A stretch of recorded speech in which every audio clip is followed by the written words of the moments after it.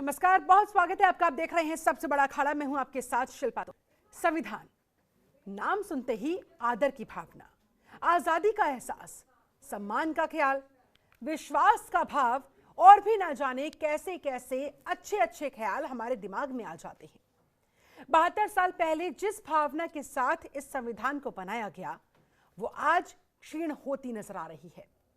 जिस कांग्रेस ने संविधान बनाने में अहम भूमिका निभाई, जिसके दिग्गज और श्रद्धेय नेताओं ने इस संविधान की मूल भावना को ओतप्रोत किया और असली रूप इसे दिया, आज उनके वारिस इस भावना के साथ खिलवाड़ करते हुए नजर आए। क्योंकि सरकार विरोध में लगता है कि कांग्रेस इस कदर अपने आप को रमा चुकी है कि संविधान दिवस का विरोध करने में सरकार का विरोध समझने लगी है। इसलिए संविधान दिवस की 72वीं वर्षगांठ पर आयोजित कार्यक्रम का कांग्रेस ने इतना विरोध किया कि उससे कन्नी ही काट ली। और तो और कांग्रेस के साथ साथ कुल 14 दल संविधान दिवस कार्यक्रम में पहुंचे ही नहीं और संसद भवन से दूर ही रहे। उल्टा उन्होंने BR अंबेडकर की प्रतिमा के सामने मौन धारण कर विरोध जताया।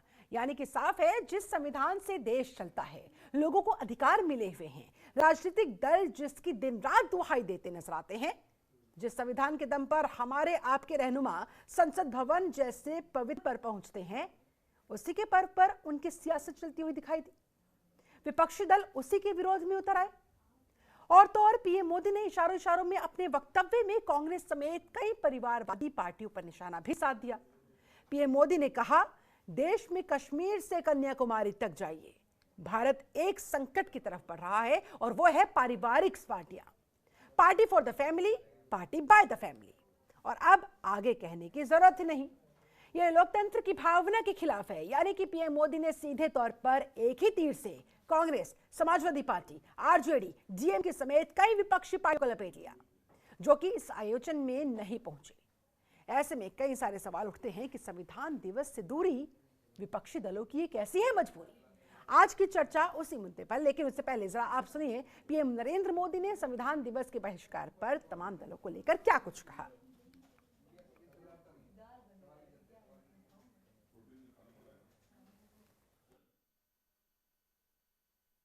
पार्टी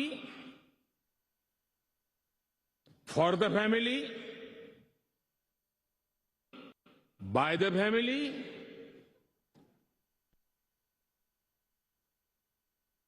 अब आगे कहने की जरूरत मुझे नहीं लगती है।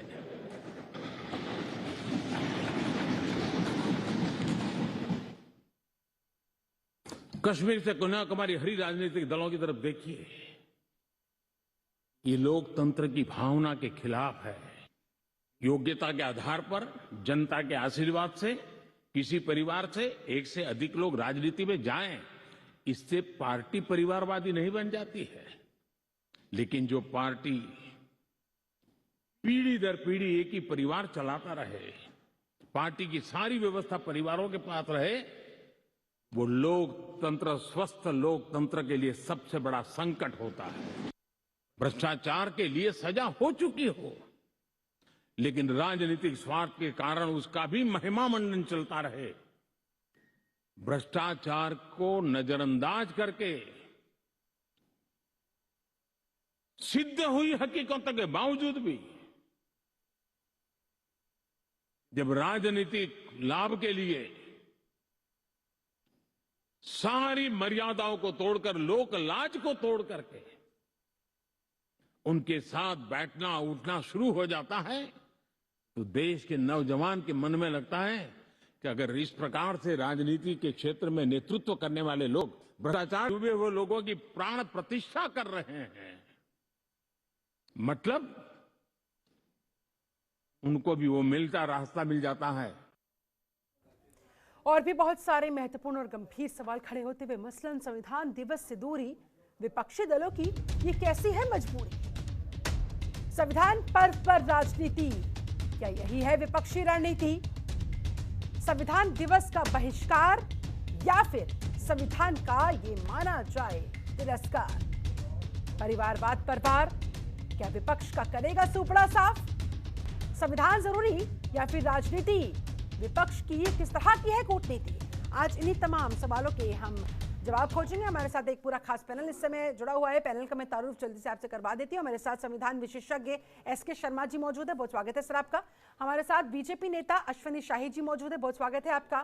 कांग्रेस प्रवक्ता स्वाति मलिक हमारे साथ आज उपस्थित है, बहुत स्वागत है मैम आपका।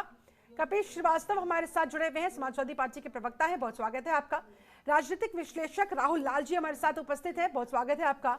और स्टूडियो से मेरे साथ वरिष्ठ पत्रकार डॉक्टर सुनील कौशिक भी जुड़े हुए हैं, आपका भी बहुत बहुत स्वागत करती हूँ। चर्चा की शुरुआत स्वाति मलिक जी सबसे पहले आप ही के साथ करना चाहूंगी। राजनीतिक मतभेद अपनी जगह है, समझ में आते हैं, संविधान दिवस अपनी जगह है, लेकिन बीजेपी के चक्कर में संविधान दिवस का ही बहिष्कार कर देना, इसे संविधान का तिरस्कार क्यों ना माना जाए? Please explain me ma'am. जी देखिए, संविधान को कांग्रेस पार्टी जितना मानती है उतनी बीजेपी कभी सोच भी नहीं सकती है मानने की। जहां तक की बात रही आज के इनके फंक्शन की, जिन्होंने अभी शुरू किया है 2019 से इन्होंने शुरू किया एज अ पीआर एक्सरसाइज, क्योंकि जिस संविधान को वो सेलिब्रेट करने आज वहां गए थे उसी संविधान के पिछले 7 साल से हत्याएं हो रही है। हमारे लोकतंत्र की हत्या हो रही है, हमारे गणतंत्र की हत्या हो रही है, हमारे जो अधिकार है उनकी हत्या हो रही है। तो 7 साल लगातार ये 364 दिन हत्या करते हैं और एक दिन एक सिंबॉलिक का तरीके से वहां पे उसको सेलिब्रेट कर रहे हैं। उनके डबल स्टैंडर्ड है ये, और उस डबल स्टैंडर्ड के खिलाफ ही इसीलिए आज हमारा बॉयकॉट हुआ, क्योंकि उस डबल स्टैंडर्ड को सबके सामने लाया जाए कि ये 364 दिन ये करते हैं और एक दिन 2 घंटे के लिए वहां पे संविधान को अपना पूरा आदर दे रहे हैं, उसका बल्कि और 364 दिन निरादर करते हैं। तो ये हम जो आज हमारा जो बॉयकॉट हुआ है ये संविधान के खिलाफ बिल्कुल नहीं है। हम संविधान को मानते हैं, और उसी लोकतंत्र के जिस लोकतंत्र को आज मोदी जी ने वहां पे बोला कि अरे लोकतंत्र है ही नहीं, अगर लोकतंत्र कांग्रेस पार्टी के अंडर नहीं होता तो मोदी आज के दिन प्रधानमंत्री नहीं बन पाते। इंदिरा गांधी जी 1977 में इलेक्शन नहीं हारती अगर हमारे कांग्रेस पार्टी के अंडर लोकतंत्र को पूरा नहीं माना जाता। स्वाति जी आप मुझे ये बताइए, ये संविधान किसका है? बीजेपी का है, कांग्रेस का है, समाजवादी पार्टी का है, किसका है ये संविधान? बिल्कुल सही बात है आपकी। अगर आज के दिन जो प्रधानमंत्री वहां पे जो फंक्शन किया है, अगर ये उसको अपना पार्टी फंक्शन नहीं बनाए, आप कह रहे हैं सिर्फ संविधान को मनाने के वहां पे सॉरी आया था बोलने के लिए, वो क्यों नहीं बुलाया? जस्ट बिकॉज वो कांग्रेस पार्टी से हैं इसलिए उनको आज निमंत्रण भी नहीं दिया वहां बोलने के लिए। और ये अगर वहां प्राइम मिनिस्टर हमारे कंट्री को एड्रेस कर रहे हैं, हमारे देश को एड्रेस कर रहे हैं, क्या वो प्रधानमंत्री की तरह एड्रेस कर रहे थे या बीजेपी के प्रेसिडेंट की तरह कर रहे थे? कि शायद वो भूल जाते हैं कि वो बीजेपी प्रेसिडेंट नहीं है, क्योंकि आज उन्होंने क्या बोला। लेकिन आज की तारीख में कम से कम एक दिन के लिए विपक्षी दल भी तो भूल सकते थे ना, तमाम मतभेदों को दरकिनार करते हुए सिर्फ संविधान दिवस की खातिर अगर मना लिया जाता, बहिष्कार ना किया जाता तो क्या चला जाता? क्योंकि ये संविधान ना बीजेपी का है, ना कांग्रेस का है, ना सपा का है, ये संविधान इस देश के एक एक नागरिक का है, कम से कम उनकी ही खातिर। मैं यही सवाल 14 नवंबर को भी दोहराया गया था। क्या दोहराया गया बीजेपी के लिए? क्यों वो जवाहरलाल नेहरू के जन्मदिन वहां पे जो मनाया जा रहा था उसमें क्यों नहीं आए? उन्होंने क्यों इसका बहिष्कार किया? उन्होंने क्यों उसका बॉयकॉट किया? क्यों उनका कोई मिनिस्टर तक वहां प्रेजेंट नहीं था? स्टेट मिनिस्टर प्रेजेंट नहीं था, वो the first prime minister of India. अब उनके taste of their own medicine मिल रहा है तो उनको बड़ा संविधान की बात याद आ रही है। लेकिन स्वाति जी चलिए, आपके सवाल का, आपके इस आरोप का जवाब मैं अश्विनी शाही जी से लूंगी, लेकिन उससे पहले आप मुझे ये बताइए कि आप लोगों के इस रिवेंज गेम में संविधान दिवस की क्या गलती थी? कम से कम इस पर तो तमाम पक्ष विपक्ष एक साथ खड़े होकर देश के नागरिकों को एक सकारात्मक संदेश दिया जा सकता था ना। Is it possible? ये कोई रिवेंज की बात नहीं है। मैं तो दोनों पहलू दिखा रही हूँ आपको। मैं दोनों पहलू इसलिए भी दिखा रही हूँ क्योंकि एक आज जो कॉन्स्टिट्यूशन डे हमारा जो मनाया गया है उसी में ये बताना भी जरूरी है कि इसी कॉन्स्टिट्यूशन का, इसी संविधान की कैसे 364 दिन या नहीं जिसका निरादर कर रहे हैं, जिसके साथ खिलवाड़ कर रहे हैं। ठीक है, सीधा जवाब लेती हूँ इस पर। अश्विनी शाही जी आपसे कह रहे हैं कि भाई 364 दिन तो आप कुछ और होते हैं, एक दिन आप कुछ और प्रेजेंट कर देते हैं। ये संविधान दिवस का बीजेपी का फंक्शन ज्यादा नजर आया, इस वजह से 14 विपक्षी दलों ने इसका पूरी तरह से बहिष्कार किया। शिल्पा जी देखिए, कांग्रेस जो है हमेशा लोकतंत्र की हत्या करती रहती है, इसलिए उसको वही दिखता है। अभी हमारे पहले कांग्रेस की नेत्री ये बोल रही थी कि नेहरू जी का कार्यक्रम था और वहां कोई नहीं आया। नेहरू जी का क्या कार्यक्रम? संविधान और नेहरू जी एक बराबर आप दर्जा दे रही हैं, या किसी प्रधानमंत्री जो पूर्व में रह चुके हैं उनका और संविधान को एक दर्जा दे रहे हैं, तो ये कहने की कोई बात नहीं है। लेकिन आज इन्होंने एक और आरोप लगाया कि राज्यसभा के लीडर ऑफ अपोजिशन को बोलने तक नहीं दिया गया। ये संविधान की जो सभा थी, ये भारतीय जनता पार्टी की नहीं थी। माननीय सभापति जी ने, ओम बिरला जी ने ये बोला कि आज राज्यसभा के नेता और लोकसभा के नेता खड़से साहब और अधीर रंजन चौधरी जी के लिए कुर्सी भी लगी थी, लेकिन वो लोग नहीं आए। लोकसभा का स्पीकर जो है वो पहले स्पीकर होता है, फिर बाद में किसी दल का नेता होता है, संवैधानिक पद हो जाता है। और मैं ये कहना चाहूंगा कि कुर्सी लगने के बाद उनको दुख हुआ। यही दुख बार बार इस बार अभी पिछले सत्र में भी इन लोगों ने किया। इमरजेंसी के दौरान तो ये लोग कर ही चुके हैं, देश को, लोकतंत्र को तार तार कर चुके हैं, शर्मसार कर चुके हैं। तो इनको कहने में, आरोप लगाने में, देखिए होता क्या है शिल्पा जी, मोदी विरोध और भाजपा विरोध करते करते कांग्रेस इस स्तर पर आ गई है और आज तो सभी दलों ने जो बहिष्कार करने का काम किया है, ये आज संविधान का, बाबा साहब का ये अपमान किया है इन लोगों ने, जिसमें पूरा देश जो है शर्मसार हुआ है। इसमें कुछ कहने वाली कोई बात नहीं है। पूरे देश ने देखा और पूरे देश ने इनके ऊपर थू थू करके टिप्पणी की है। और इससे बड़ी दुर्भाग्य की बात और भला क्या हो सकती है। ठीक है, कपिल श्रीवास्तव जी आपके पास आते हुए आऊंगी, एसके शर्मा जी आपके पास भी आऊंगी। एक बार कपिल जी आप मुझे बताएं कि संविधान दिवस के दिन इस तरह से सियासत करने की क्या आवश्यकता थी?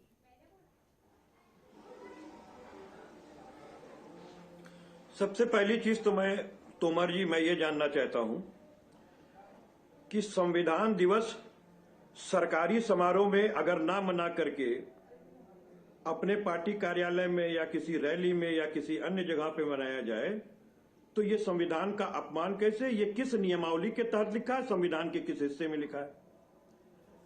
अब मैं दूसरी चीज कहता हूं कि देखिए, उसके साथ कोई कैसे खड़ा हो और वो व्यक्ति जो संविधान का दिवस मनाने के लिए आमंत्रित ना किया हो और वो व्यक्ति जो संविधान की रोजाना हत्या कर रहा हो, और ये कपिल श्रीवास्तव नहीं कह रहे, ना ना ना, और ना ये हमारी पार्टी कह रही है, ये हमारे सुप्रीम कोर्ट के 4 कॉलोनियम के वरिष्ठ जज जिन्होंने पत्रकार वार्ता की थी, आजाद भारत के 70 साल के इतिहास में एक नया इतिहास बनाया था और उन्होंने कहा था कि मोदी जी की लीडेड जो सरकार है, इससे देश के संविधान को खतरा है, इसके देश के संवैधानिक ढांचे को खतरा है, इससे देश के संवैधानिक संस्थाओं को खतरा है।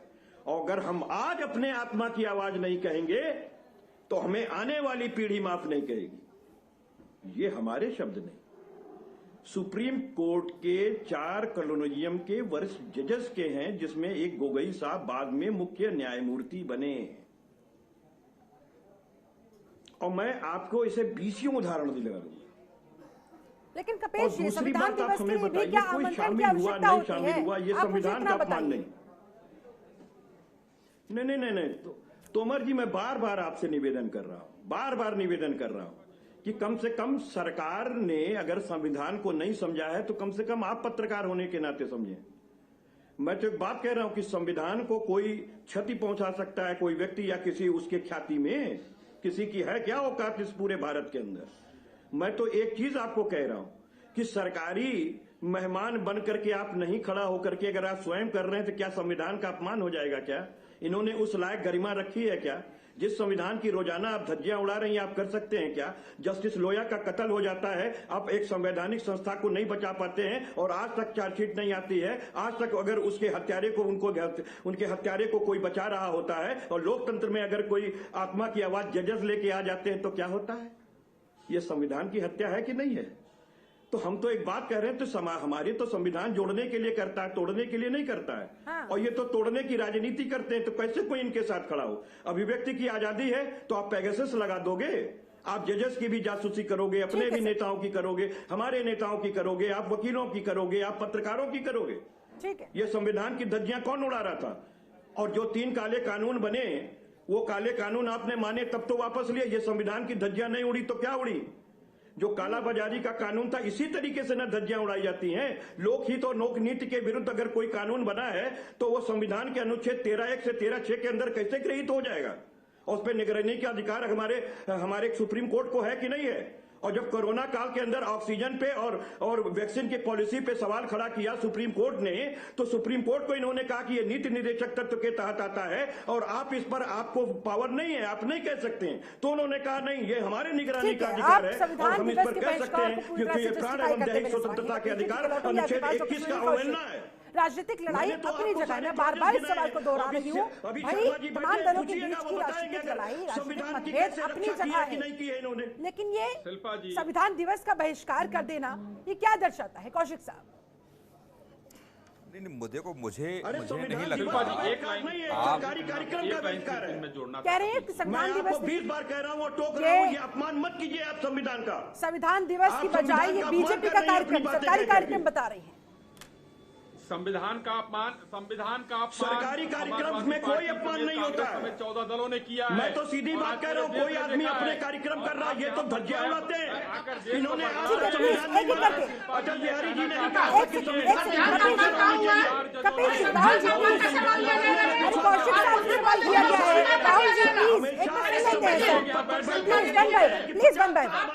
देखिए, संविधान विशेषज्ञ भी यहाँ पर बैठे रहे, मुझे उनके पास भी जाना है सवालों के साथ, लेकिन उससे पहले आप सबको मौका मिल रहा है ना सर, प्लीज अपने अपने टाइम में बोलिएगा। कौशिक साहब आपके पास। नहीं, देखो, जिस कार्यक्रम का आज बहिष्कार हुआ है, हाँ। मुझे लगता है वो बहिष्कार नहीं होना चाहिए था। दूसरी बात, कपिश जी बड़ा वरिष्ठ अधिवक्ता हैं, कपिश जी बड़ा वरिष्ठ, वहाँ पे आपने उसको क्या किया, मंच बना दिया आपने। वहाँ प्रधानमंत्री क्या कर रहे थे कौशिक जी, वहाँ पे उत्तर प्रदेश के चुनाव को साधा जा रहा था, क्या किया जा रहा था वहाँ पे संविधान के लिए? अरे संविधान के दिन कम से कम वो तो भूल जाता है कि कम से कम आज हम संविधान की बात कर रहे हैं, लेकिन उस समय भी वो उत्तर प्रदेश के चुनाव में डूबे नजर आए। तो क्या आपको बोलने देंगे वहाँ? आप किसमें राहुल लाल जी डूबे नजर आ रहे हैं? राहुल लाल जी बता, आप किसमें डूबे नजर आ रहे हैं राहुल लाल जी, ये तो बता दीजिए। सुन लीजिए, कोई नहीं कह रहा। लोकसभा ये बताइए आप प्लीज एक एक करके, शाही जी, Rahul ji, please one by one. वो उत्तर से दक्षिण क्या इन लोगों को दूसरे जिन परिवारों के सभी दलों को नष्ट करने का काम कर दिया, इसलिए आप लोगों को चिढ़ा रही है। आप लोगों की रोजी रोटी बंद कर दिया। तो आपने बिहार में हम जैसे पार्टी से कैसे समझौता किया आपने? नहीं, आप परिवारवाद पे हमला कर रहे हैं। अरे भाई, आप अपने परिवारवाद को हटा नहीं रहे, दूसरों के परिवारवाद पे उंगली उठा रहे हैं। ये नहीं समझ पा रहे कि जिन पार्टियों को परिवारवादी पार्टी कह रहे हैं, राहुल जी परिवारवाद पर भी आएंगे। एक बार जरा संविधान दिवस पर विस्तार पूर्वक चर्चा हो जाए, सबका एक बार ओपनिंग रिमार्क तो हो जाए, उसके बाद आते हैं उस पर भी। कौशिक साहब बात पूरी कीजिए। राहुल जी सुन लेते हैं, बाकी पहले प्लीज। संविधान की हत्या कराई गई, ये सारी चीजें नहीं दिख रही हैं। 5 बजे सुबह शपथ दिलाया गया था। संविधान की हत्या की बात कही जा रही है कौशिक साहब यहाँ पर विपक्षी दलों की तरफ से, क्या वाकई में ऐसा हुआ है? अब राहुल लाल जी, शिल्पा जी जो रटके आए हैं, पहले उसको कह तो दें, बड़ा अंदर से हो रहे जो रटके आए वो कहीं भूल गए तो पहले वो जो रटके आए हैं, सबसे पहले किसको बोलने के लिए आपने कहा है? यदि आप उसको नहीं सुनेंगे, नहीं आप सुन लीजिए, आप सुन लीजिए, बहुत संविधान विशेषज्ञ हैं। अरे राहुल जी सुन लीजिए ना, अभी राहुल जी किसी ने कुछ बोला ही नहीं, आप सुनो ना, किसी ने कुछ बोला ही नहीं और आप बोलना स्टार्ट हो गए। अरे पहले सुन तो लो किसी को, अरे आप सुन तो लो, पहले आपने सुना ही नहीं किसी को, आपने किसी को सुना नहीं और सुनने से पहले अपनी प्रतिक्रिया दे दी। इसलिए मैं कह रहा हूँ रट के आए हो आप, कि आपको आज की डिबेट में बोलना क्या है? नहीं, आप बताइए, अभी किसी ने कोई बात ही नहीं की और आप शुरू हो गए। आप बताइए ना, किसी ने कुछ बोला ही नहीं और आप शुरू हो गए सीधे। अरे कौशिक साहब, राहुल जी, आप दोनों से दरख्वास्त है प्लीज। नहीं, मैं वही कह रहा हूँ, जब आपने मुझसे बोलने को कहा और मैंने कुछ बोला ही नहीं, शुरुआत की थी और राहुल लाली और रटके आए थे, वो शुरू हो गए कि मुझे ये बोलना है डिबेट में, इसके अलावा कुछ बोलना ही नहीं मुझे। कौशिक जल्दी से समाप्त कीजिए प्लीज, मुझे एस के शर्मा के पास जाना। राहुल जी प्लीज सुनिए, पहले सुनिए, उसके बाद आपका नंबर आएगा ना। आप रटके आए तोते की तरह वो बोलने लगे। आप नहीं, आप जो कागज पर लिख के लाए उसको बोलने लगे रटके। आप समय जाया ना हो, कम ऑन द टॉपिक। आप बोलिए ना उसको, टॉपिक पर आते हैं प्लीज, मुद्दे पर आते हैं, मुद्दे पर। वंशवाद प्रवाद पर किसने बात की? आपने शुरुआत कर दी प्लीज। कौशिक जी जल्दी से, क्या ये संविधान की हत्या हुई है? आपने अभी किसी को सुना ही नहीं, अरे अभी 3 लोग बोले हुए हैं और आपने शुरुआत कर दी। आपका नंबर आता ना तो आप बोलते, आपका नंबर आता आप बोलते। आई एम रिक्वेस्टिंग यू प्लीज, जो आप रट के आते हो उसके अलावा चालान नहीं आती आपको, तो जो रटना है वही आपको बोलना है। ठीक है Kaushik ji please sum up please. अरे सब आपसे हमें ज्ञान लेने की ठीक है सर, एसके शर्मा भी हमारे साथ जुड़े हुए हैं, संविधान विशेषज्ञ हैं, वो बेहतरीन तरीके से इस पर बता पाएंगे। ज्ञान ले रहे हो वही ज्ञान बांट रहे हैं आप, ठीक जहां है, से आप ज्ञान लेके आते हो वही ज्ञान बांट रहे हैं आप, कौशिक जी। देश को गुमराह कर रहे हैं आप। एसके शर्मा, अगर मेरी आवाज आप तक पहुंच रही है, आपसे जानना चाहूंगी कि जिस अवधारणा के साथ देश का संविधान बनाया गया था, ये पूरा स्ट्रक्चर तैयार किया गया था, एसके शर्मा जी कितना मजबूत हमारा देश का संविधान आज की तारीख में, और क्या इसकी हत्या होती हुई नजर आ रही है आपको, जैसे कि तमाम आरोप लगाए जा रहे हैं? बोलिए। मैं पैनलिस्ट से एक रिक्वेस्ट कर रहा हूं, कृपया मेरी बात सुन लें जी, उसके बाद आप बहस करें। मैं जो आज बात कहने जा रहा हूं, प्लीज सर। मैं एक बहुत बड़ा खुलासा करने जा रहा हूं देश के सामने, जो संविधान के बारे में है और आपको अभी तक नहीं पता। बोलिए सर प्लीज। देखिए 26 जनवरी 1950 से संविधान लागू हो गया था। उससे 2 दिन पहले 24 जनवरी को एक हस्ताक्षर सेरेमनी हुई सेंट्रल हॉल ऑफ पार्लियामेंट में। संविधान सभा के सभी सदस्य बुलाए गए दस्तखत करने के लिए, उसको हस्ताक्षर समारोह कहा गया। सभी लोग आए, सभी ने बारी बारी उस संविधान के लास्ट पृष्ठ पर अपने अपने दस्तखत कर दिए।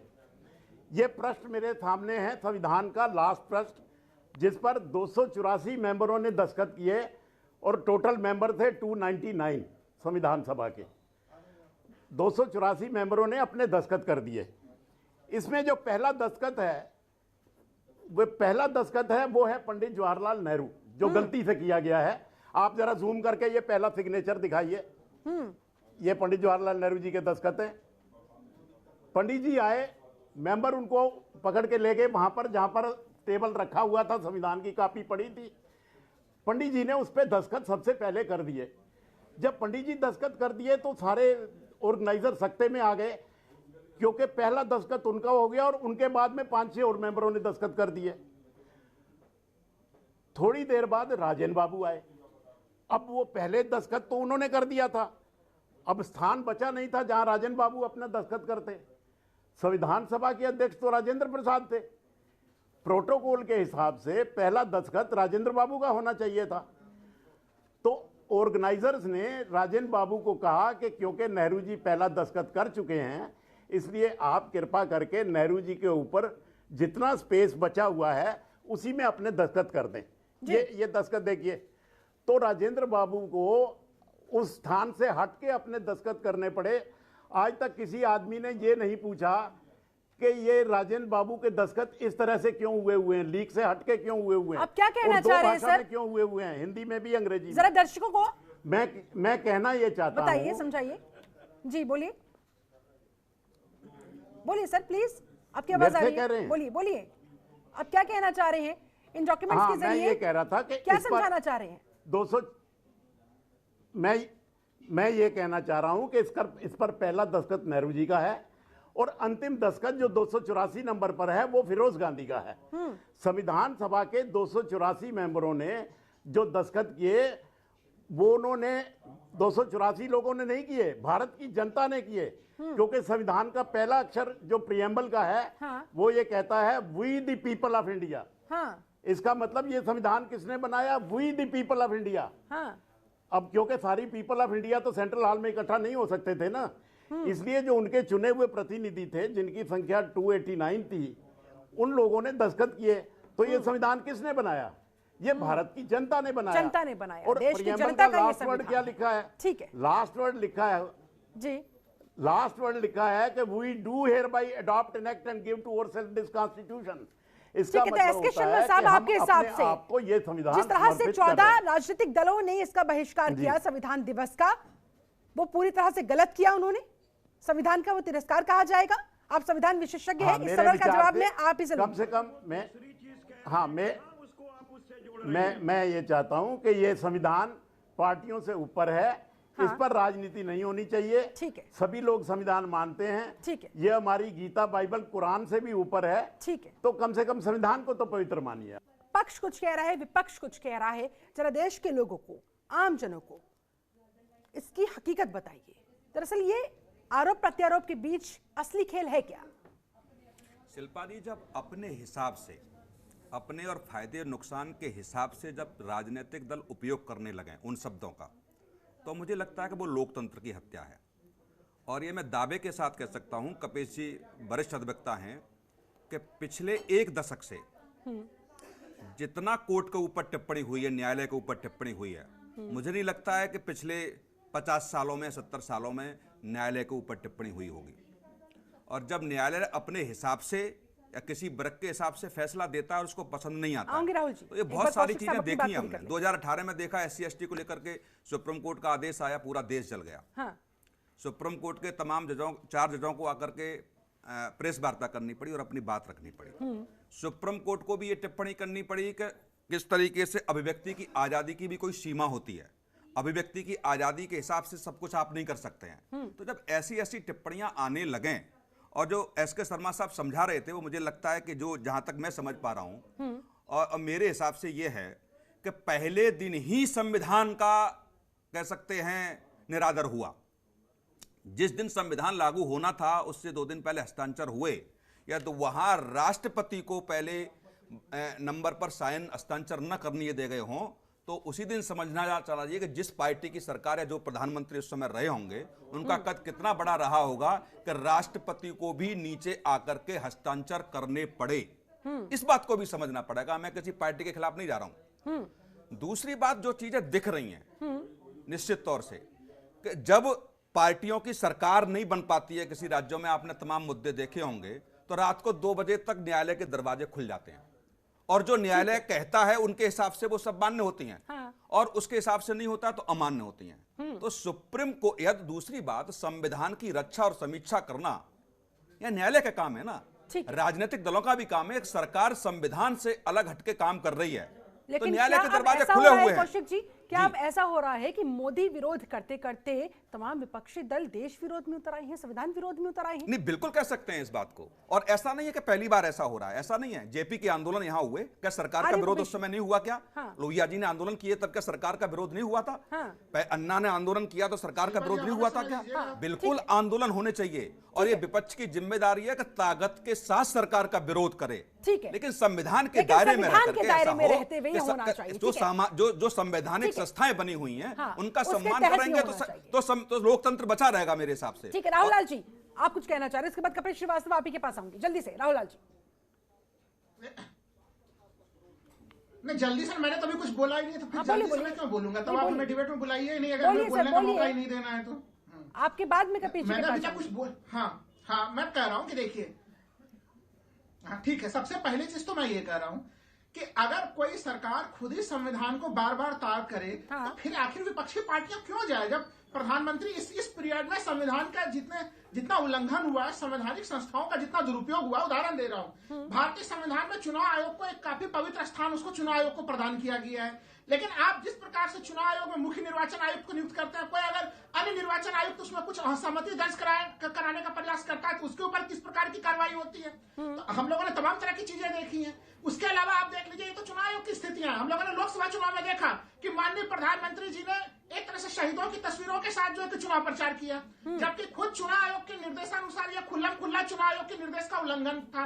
इसी प्रकार हम लोगों ने देखा कि सीबीआई के मामले में मध्य रात्रि में जो है कि सीबीआई में आपको जो है कि बीएसएफ और अर्धसैनिक बलों को भेजना पड़ता है। तो आप देखिए कि किस प्रकार से उल्लंघन हो रहा है। अभी हम लोगों ने लखीमपुर खीरी के घटनाक्रम को ही देखा। एक छोटे से इस प्रकार के घटनाक्रम में भी बार बार हर सुनवाई के ऊपर सुप्रीम कोर्ट में इसमें हियरिंग करना पड़ रहा है। मैं तो कोरोना काल के ऊपर जा ही नहीं रहा हूं, जो उस समय माननीय सर्वोच्च न्यायालय ने और इलाहाबाद हाईकोर्ट ने जो अलग अलग हाईकोर्टों ने जो टिप्पणियां की उसमें सरकारों को लेके, तमाम सरकारों को लेके, तो एक तरह से आप संविधान का उल्लंघन करते हो। और फिर संविधान दिवस के दिन आज के समय में कम से कम माननीय प्रधानमंत्री जी को यह रखना चाहिए कि ठीक है, विपक्ष ने वहां पे छोड़ भी दिया अगर, तो कम से कम वो संविधान के मूल्यों को लेकर, जो संविधान जिसके आधार पर हम सभी लोग चलते हैं, उसके ऊपर वो केंद्रित रहता है। आगे अगर एक दिन वो राजनीति ना कर लेते तो क्या घट जाता है? दूसरा चीज, ये विपक्ष के ऊपर यह आरोप लगाना कि विपक्ष ये संविधान का सम्मान नहीं कर रहा है, तो ये तो बड़ी गड़बड़ चीज है। विपक्ष तो संविधान के सम्मान के नाते ही लोगों को जागरूक करने के लिए ही वो उस समारोह में शामिल नहीं हुआ, यह समझना पड़ेगा हम लोगों को। ठीक है, कपिल श्रीवास्तव, संविधान जरूरी या फिर राजनीति? देखिए संविधान से बढ़कर के कोई नहीं है इस देश के बिल्कुल, अंदर। निश्चित तौर पर सब सर्वोच्च कुछ है। संविधान से ही चलता है और चलेगा। जी आवाज आ रही आ रही है सर, प्लीज कंटिन्यू। सब कुछ संविधान से चलेगा, संविधान से बड़ा कोई नहीं है। जी। ना कोई धर्म है, ना कोई जाति है, ना कोई वर्ग है, ना कोई भाषाई है। हाँ। तो संविधान से ऊपर कोई नहीं। लेकिन मैं एक बात जरूर कहूंगा भाई, देखिए जिस तरीके से हमारे कौशिक साहब एक बहुत विद्वान व्यक्ति हैं, और मैं उनसे एक रिक्वेस्ट करूंगा कि संविधान को खतरा हमेशा और हमेशा जब भी हुआ है या हो सकता है तो वो हमेशा सत्ता पक्ष से होता है। जब आपका आपातकाल घोषित हुआ तो भी विपक्ष से नहीं खतरा था, और जब अघोषित आपातकाल लगा हुआ है तो आज भी विपक्ष से खतरा नहीं है। इसलिए विपक्ष को इससे ना जोड़ा जाए, क्योंकि विपक्ष के हाथ में ना कोई शक्ति है, ना हम उसको क्रियान्वित कर सकते हैं, ना हमारे पास एजेंसीज हैं कि हम संविधान के उपबंधों की धज्जियां उड़ा सकें। अब मैं तीसरी बात कहता हूं कि देखिए जिस तरीके से माननीय सर्वोच्च न्यायालय ने अभी कोरोना काल के अंदर मैंने जिक्र किया, या इससे पहले मैंने अभी आपको जो 4 कॉलोनियम के वरिष्ठ जजेस ने कहा, या जस्टिस लोया का जो हमने हत्याकांड उठाया था आपके सामने, इसके अलावा भी समय समय पे तमाम टिप्पणियां सरकार के विरुद्ध हुई हैं, क्योंकि संविधान के अनुच्छेद के विरुद्ध वो गए हैं। अगर मान लीजिए हमने कुछ आपको आदेश दिया सुप्रीम कोर्ट के एक नजीर पे, सुप्रीम कोर्ट ने दिया, तो उसका कार्यपालिका है और यही न कराएंगे उसका क्रियान्वयन, और ना करावे तो 14 अगर दिन में कह दिया कि आपको गन्ना के किसानों का आपको देना है और आप ना दें, तो वही सरकार ना संविधान की धज्जियां उड़ा रही है। तो विपक्ष नहीं उड़ाता है। एक तो ये तो निश्चिंत हो जाइए, क्योंकि यहाँ संविधान वेत्ता हमारे शर्मा जी बैठे हुए हैं, वो भी इस पर प्रकाश डाल लेंगे। और एक चीज हम और कहेंगे कि शर्मा जी ने जिस तरीके से अनछुए पहलू को सामने लाने की कोशिश की है जी, अगर वो स्वयं उस हॉल में गवाह थे तब तो ठीक है, लेकिन अगर उसके गवाह वो नहीं थे तो ऐसे अनछुए पहलू को अब उठाने से कोई फायदा नहीं और लाना भी नहीं चाहिए। और मैं तीसरी चीज कहता हूं कि भाई देखिए संविधान में कितनी उल्लंघना किसने की, ये हमेशा सत्ता पक्ष ने की, ये हमेशा समय समय पे आया है। मैं कह रहा हूं कि सरकार ही दोषी होती है, और आज भी आप देख लीजिए सरकार दोषी है। और अभी आप देखिए जब उत्तराखंड के अंदर सरकार गिराई गई थी और उसके बाद फिर हाई कोर्ट ने उसको बैठा दिया, तो कौन जिम्मेदार था? महाराष्ट्र के अंदर जो रातों रात खेल चला, जो आपने देखा सारे पवार साहब जो के भतीजे और इनके बीच वो जो खेल चला, वो क्या था? या गोवा के अंदर जिस तरीके से सरकार बनी, वो क्या था? ठीक है कपिल जी, आपके इन सवालों का सीधे जवाब अश्विनी शाही से। अश्विनी जी, संविधान को खतरा सत्ता पक्ष से मैं तो इसलिए कह रहा हूं कि देखिए आदरणीय कौशिक जी एक निष्पक्ष व्यक्ति हैं, ठीक है सर, और मैं उनकी बहुत आदर करता हूं, क्योंकि वो पीएचडी धारक हैं और वो एक संभ्रांत व्यक्ति हैं। कम से कम उनको संविधान की विवेचना उसी अनुसार करनी चाहिए। ठीक है कौशिक जी, आप इस पर कुछ कमेंट करना चाहेंगे? नहीं, बिल्कुल मैं कपिल जी की बिल्कुल बात से मैं सहमत हूं। ठीक है, इसमें थोड़ा सा कपिल जी और भी जोड़ देते कि जब भी सत्ता पक्ष ने दुरुपयोग करने का प्रयास किया है तो उससे ऊपर न्यायालय बैठा है, और हमें उन न्यायालयों पर भरोसा है, वो संविधान के दायरे में रह करके सरकार को भी लगाम कसते हैं। तो मुझे लगता है कि विपक्ष का दायित्व ये बनता है कि जब सरकार बेलगाम होती है या सत्ता जब दुरुपयोग करती है संविधान का, तो न्यायालय के दरवाजे हमेशा खुले हुए हैं फिर न्याय करने के लिए। ठीक है अश्विनी शाही जी, अब आप जवाब दीजिए कि संविधान को सबसे ज्यादा खतरा सत्ता पक्ष से है, विपक्षियों का इससे कोई लेना देना नहीं। केवल 15 सेकंड तोमर जी, केवल 15 सेकंड। ठीक है कपिल जी, जल्दी से 15 सेकंड सिर्फ आपके पास। शाही साहब माफी के साथ, उसके बाद मैं आपके पास आती हूं। ये केवल मैं केवल 15, मैं आपको याद दिलाता हूं, आपातकाल जब लागू हुआ इंदिरा गांधी जी के समय में, तो संपूर्ण क्रांति क्यों हुई और विपक्ष क्यों एक साथ हुआ, और उस क्रांति को हम अभी तक क्यों याद करते हैं? उसके बाद इंदिरा जी जेल क्यों गई? क्या न्यायालय ने किया? सुप्रीम कोर्ट ने किया? ठीक है, इसलिए मैं आपको याद दिलाना चाहता हूँ। ठीक है अश्विनी शाही, लगा करके जिस तरीके का अत्याचार ये कर रहे हैं। ठीक है कपिल जी, आपकी बात आ गई है सर। ठीक है अश्विनी शाही, संविधान को खतरा आप लोगों से ही है, विपक्षियों से नहीं। जी शिल्पा जी, अगर इनकी बात, कपीश जी एक विपक्षी दल के नेता हैं, प्रवक्ता हैं, अगर इनकी बात आप मान भी लेती हैं, चलिए इनकी बात सत्य है, तो सबसे ज्यादा 56 साल तक भारतीय जनता पार्टी के अलावा इन लोगों ने शासन किया, लगभग 10 से 15 साल तक ये उसके अंग रहे। तो इसका मतलब हमेशा इन लोगों ने लोकतंत्र की हत्या, संविधान को जो है खतरा इनसे रहा। पहली चीज, कम से कम दूसरी हमें चीज सुन हिस्सा लीजिए ना कपिल जी, बताइए। मैंने नहीं बोला, आपके बीच में रुक जाइए। दूसरी चीज, यहाँ बैठकर शिल्पा जी ये भ्रमित कर रहे हैं कि 4 जजों ने, इन्होंने पहले ओपनिंग रिमार्क में कहा 4 जजों ने मोदी जी के खिलाफ मोर्चा खोला था। ये यही झूठ फैलाते हैं देश में। 4 जजों ने अपने माननीय दीपक मिश्रा जी के खिलाफ जो है वो वहां पर मोर्चा खोला था और इन्होंने कहा मोदी जी के खिलाफ मोर्चा खोला था। आप रिवर्स करके सुन लीजिएगा। तो ये लोग हैं संविधान की हत्या करने वाले। अगर सेंट्रल हॉल में कोई कार्यक्रम हो रहा है वहां पर विपक्ष की बुलाया गया है तो विपक्ष के नेताओं को जाना चाहिए। इसमें कोई ऐसी बात नहीं थी कि मोदी विरोध करते करते आप क्यों जाना चाहिए विपक्ष के नेताओं का? ठीक है स्वाति मलिक जी, अब आपके पास आते हुए क्या वाकई में ऐसा हो रहा है और क्या कांग्रेस को इस पर सोचने की आवश्यकता है, क्योंकि कांग्रेस कमजोर होती नजर आती है और इसके कपिल जी, ठीक है सर, आगे बढ़ते हैं सर। स्वाति जी मेरी आवाज को नहीं सुन पा रही है। Ashwini Shahi, Kapil Srivastava, please I am requesting both of you. चंद सरकारी मेहमान बनने से बेहतर है कि हम भारत के देश की जनता के साथ उनके साथ खड़ा होकर के, लेकिन वही देश की जनता फिर आप लोगों से सवाल पूछेगी ना कि जब हमारा संविधान है तो फिर काहे आप लोगों ने बहिष्कार किया। स्वाति मलिक आपका जवाब, स्वाति मलिक आपका जवाब। इसीलिए तो कह रहे हैं कि घड़ियाली आंसू के साथ समाजवादी पार्टी नहीं खड़ा हो सकती है, ना विपक्ष खड़ा हो सकता है। देश को बेवकूफ बनाना छोड़ दीजिए कपिल जी। आगे बढ़ते हैं प्लीज, प्लीज क्या चर्चा को आगे बढ़ा सकते हैं। स्वाति जी से मैंने कुछ पूछा है, उसका जवाब वो देना चाह रही है। प्लीज कपिल जी सुन लेते हैं, स्वाति मलिक को सुन लेते हैं, बोलिए। बहुत बहुत शुक्रिया आपका। शिल्पा जी, अभी बोला गया कि कांग्रेस पार्टी का शायद काम ही शुरू से डेमोक्रेसी को, लोकतंत्र को खत्म करना है, कॉन्स्टिट्यूशन के खिलाफ रहना है, इसलिए हमें यही सब नजर आ रहा है। मैं अपने दोस्तों को यहाँ पे याद दिलाना चाहूंगी कि अगर कांग्रेस पार्टी लोकतंत्र को सपोर्ट के फेवर में नहीं होती या उसकी मान्यता नहीं करती तो 1977 में इंदिरा गांधी जी प्राइम मिनिस्टर रह के इमरजेंसी के बाद खुद इलेक्शन नहीं हारती। और मैं प्रधानमंत्री जी को ये भी याद दिलाना चाहूंगी कि अगर कांग्रेस पार्टी लोकतंत्र को नहीं मानती तो प्रधानमंत्री जी आज के दिन प्राइम मिनिस्टर नहीं बन पाते। वो इसीलिए बन पाए क्योंकि एक बड़ा ही लोकतंत्र को फॉलो करते हुए डेमोक्रेटिक हिसाब से इलेक्शन हुए और वो जीत के आए हैं और दूसरी बार जीत के आए हैं। ठीक है, तीसरी बात मैं अपने दोस्तों को यहाँ पे ये भी याद दिलाना चाहूंगी कि जो बीजेपी पार्टी जो आज के दिन कॉन्स्टिट्यूशन हमारे जो किसी ने भी यहाँ पे बोला कि हमारे रिलीजियस किताबों से बढ़ के है, मैं भी और ज्यादा मान्यता रखती हूँ, मैं बिल्कुल मानती हूँ उनकी बात। हाँ। लेकिन बीजेपी और आरएसएस जहाँ से बीजेपी आई है, जिस दिन ये कॉन्स्टिट्यूशन तैयार हुआ था आरएसएस ने ये कॉन्स्टिट्यूशन को फाड़ दिया था, ये कहा था कि इसमें तो इंडिया के लिए कुछ है ही नहीं।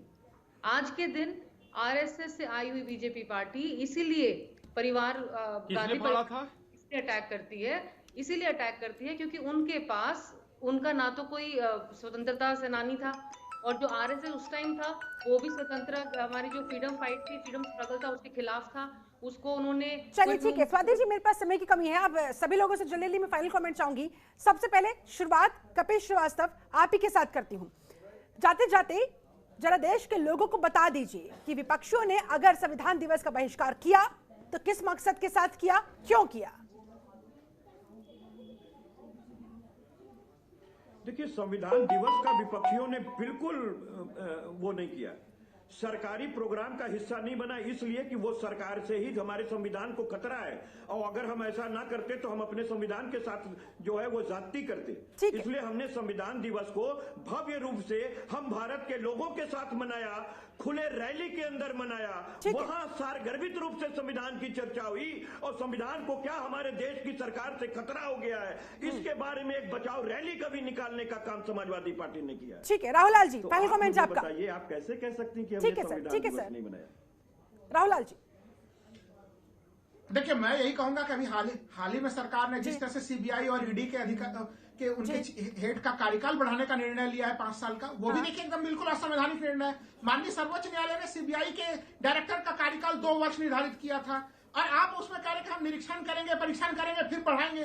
तो एक तरह से जो सुप्रीम कोर्ट, जो सर्वोच्च न्यायालय, संविधान का जिसे सर्वोच्च संरक्षक कहते हैं, उनके आदेशों का भी बार बार एक तरह से उल्लंघन करने का प्रयास किया जा रहा है। हम लोगों ने पेगासस के मामले में देखा, जब सुप्रीम कोर्ट ने इनसे मांगा, हलफनामा मांगा, तो इन्होंने पहले कहा हम देंगे हलफनामा, बाद में कोर्ट में जाके हलफनामा देने से इनकार कर रहे थे। तो तमाम इस तरह की कई घटनाएं हाल के समय में घटी हैं जिससे कि संविधान के ऊपर संकट के बादल लहरा रहे हैं। ऐसे में अगर विपक्षी पार्टियों ने उस सम्मेलन का बहिष्कार किया तो आपके हिसाब से वो सही किया, ठीक है, का बेस्ट प्रयास किया। चलिए ठीक है। एसके शर्मा जी, जाते जाते आपका फाइनल कमेंट चाहूंगी, जाते जाते क्या कहना चाहेंगे आप संविधान पर, संविधान दिवस पर, तमाम लोगों को और तमाम राजनीतिक दलों को?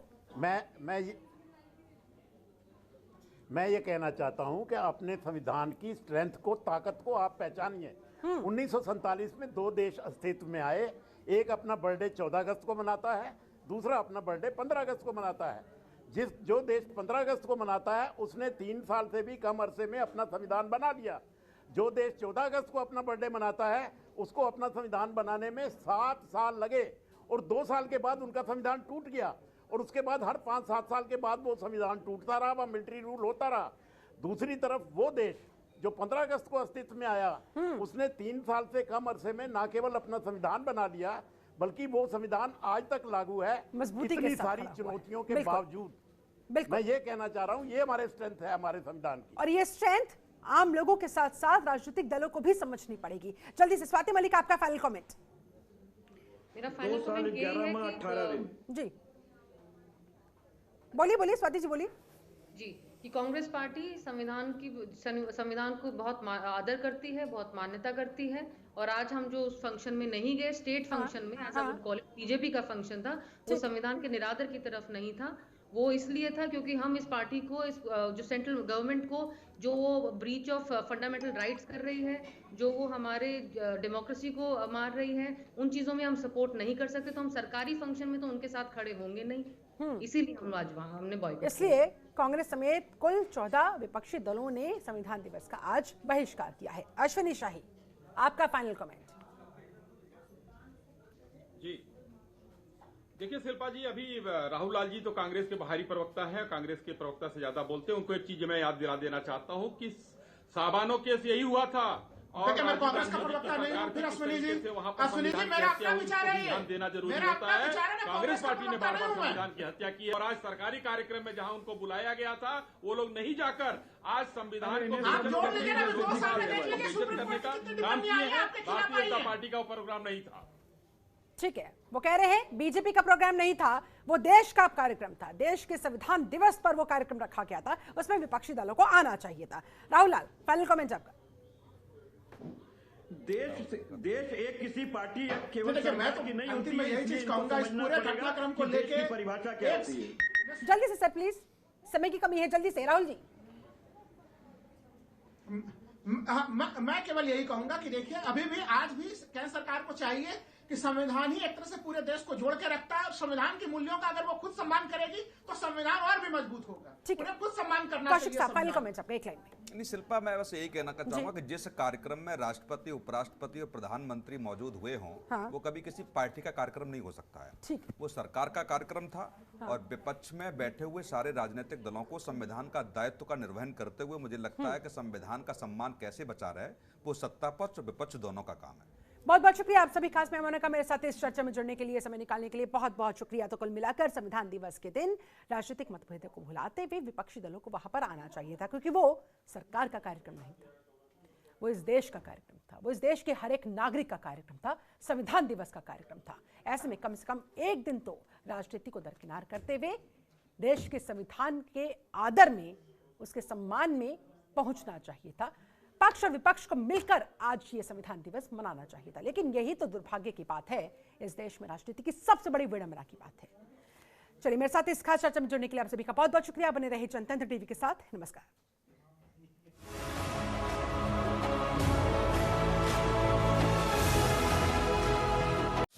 खबरों के निष्पक्ष विश्लेषण के लिए सब्सक्राइब करें Jantantra TV and press the bell icon. Never miss any update.